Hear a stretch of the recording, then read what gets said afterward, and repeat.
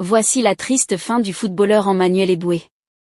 L'international ivoirien Emmanuel Eboué a connu une vertigineuse descente aux enfers. Le footballeur a été ruiné par un divorce difficile.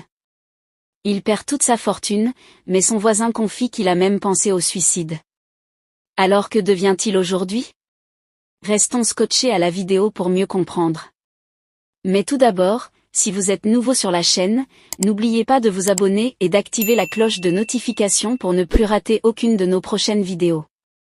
En 2017, l'ancien défenseur a été impliqué dans une bataille juridique avec son ex-épouse Aurélie, où il s'est retrouvé du côté des perdants et a finalement dû renoncer à certains de ses biens. Il avait à l'époque déclaré qu'il était ruiné et sans abri. Pour lui, il n'était pas inquiet, parce qu'il savait qu'elle allait s'en servir des biens pour s'occuper de ses enfants. Aujourd'hui, Emmanuel Eboué reprend sa vie en bon. Remontons un peu dans l'histoire. En 2006, Emmanuel Eboué jouait contre Barça avec le maillot d'Arsenal. Quelques mois plus tôt, il participait à la finale de la Coupe d'Afrique en équipe nationale ivoirienne contre l'Égypte. C'est dire que financièrement, tout s'est passé bien. Il roulait en voiture de luxe et avait 2 grandes maisons en Angleterre où il s'est d'ailleurs marié avec une Anglaise, Aurélie Bertrand. Après un départ de Londres en 2011 et un passage de 4 ans à Galatasaray, la vie d'Emmanuel Eboué a complètement basculé. Il est suspendu pour 1 an suite à un conflit avec son ancien agent, ce qui l'empêche donc de jouer en Première Ligue en 2016. Un divorce viendra s'y ajouter. Il perd toute sa fortune, voiture et maison, sa famille, sa femme étant partie avec leurs 3 enfants. Ne pouvant plus fuir les huissiers en Angleterre, Emmanuel Eboué revient en Côte d'Ivoire, sa terre natale. Émotionnellement, il est très blessé, car il considérait Aurélie comme la maman qu'il n'a jamais connue. Alors aujourd'hui, Eboué a repris goût à la vie.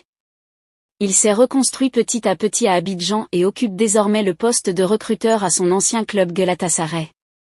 Pour surmonter ces épreuves, tout ceci lui a permis d'entamer une relation plus saine avec une certaine Stéphanie qui a beaucoup contribué à apaiser sa douleur.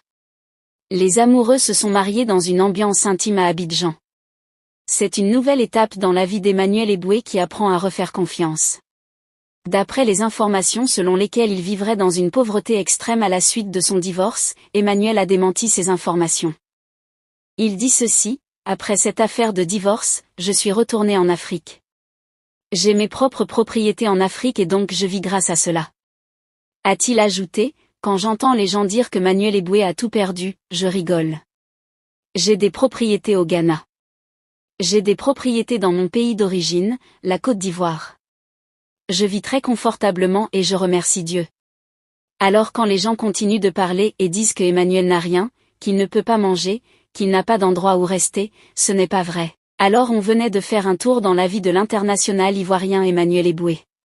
N'hésitez pas de nous faire part de vos réactions en commentaire et de vous abonner surtout si vous découvrez la chaîne pour la première fois.